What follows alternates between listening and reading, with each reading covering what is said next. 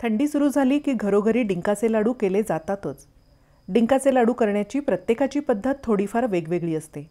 आज बघूया अतिशय सोप्या पद्धतीने केलेले डिंकाचे लाडू। चवीलाही हे लाडू खूप मस्त लागतात। चला सुरुवात करूया। नमस्कार, कांचन बापट रेसिपीजमध्ये तुमचं स्वागत।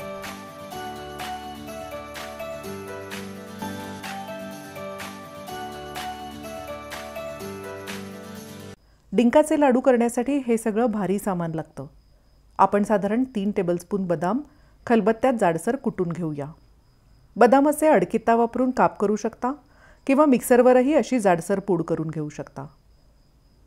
बाकीच्या काजू बदामाचेही आपण अशीच जाडसर पूड करूया। आता लोखंडी कढईत अर्धी वाटी तूप घालू। तूप तापलं की त्यात स्टीलचा खोल झरा बुडवून त्यात थोडा डिंक घालू। फोर्क वापरून डिंक हलवत राहू। बघा, अगदी थोड्या वेळात डिंक कसा छान फुलून येतो। यातलं तूप व्यवस्थित निथळून घेऊन तळलेला डिंक एका वाडग्यात काढू। याच पद्धतीने सगळा डिंक तळून घेऊया। असं थोडंच तूप घालून एका वेळी थोडा थोडाच डिंक तळून घ्या।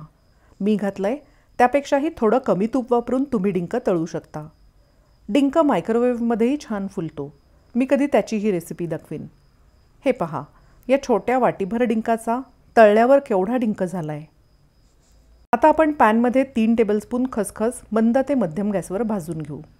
खसखस घालणं पूर्णपणे ऑप्शनल आहे, नाही घातली तरी चालू शकतं।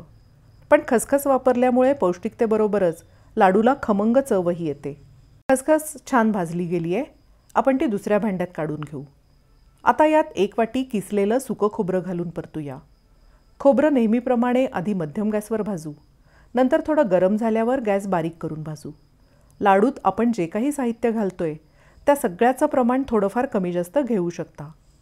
या सगळ्याच पदार्थांना स्वतःची अशी एक छान चव असते, त्यामुळे या सगळ्यामुळे डिंकाचा लाडू छानच होतो। आता खोबरं छान खमंग भाजलं गेलंय। आपण गॅस बंद करून खोबरं यातच राहू देऊ। खसखस आता थंड झाली आहे, ती मिक्सरवर बारीक करून घेऊया। आता तळलेला डिंक मिक्सरवर बारीक करू।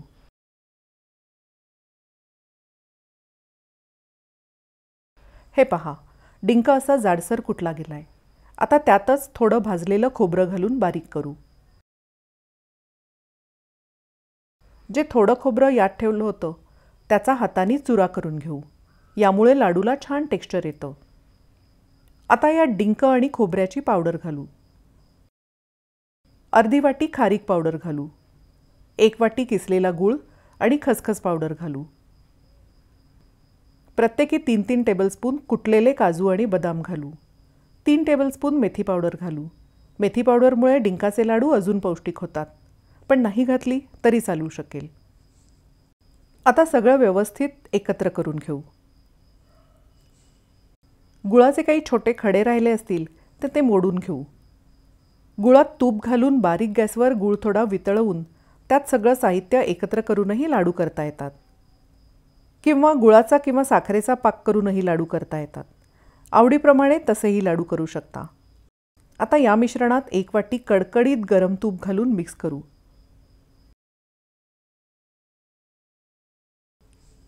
आता याचे मध्यम आकाराचे लाडू वळून घेऊ।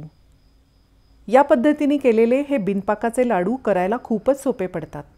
फक्त यासाठी गूळ चांगला मऊ पाहिजे आणि तो नीट किसूनच वापरावा। हे पहा, आपले अतिशय चविष्ट आणि पौष्टिक असे डिंकाचे लाडू तयार आहेत। एवढ्या प्रमाणात साधारण 20 मध्यम आकाराचे लाडू तयार झालेत। रोज सकाळी उपाशीपोटी 1 लाडू खाऊ शकता। असे लाडू साधारण महिनाभर सहज टिकू शकतात। आजचा हा खास व्हिडिओ तुम्हाला कसा वाटला ते मला नक्की सांगा। तुम्ही जर कांचन बापट रेसिपीज हे चॅनल पहिल्यांदाच बघत असाल तर ते प्लीज सबस्क्राईब करा। वेगवेगळे व्हिडिओज बघा, आवडले तर लाईक करा आणि आपल्या मित्र आणि नातेवाईकांबरोबर शेअरही करा। Happy cooking!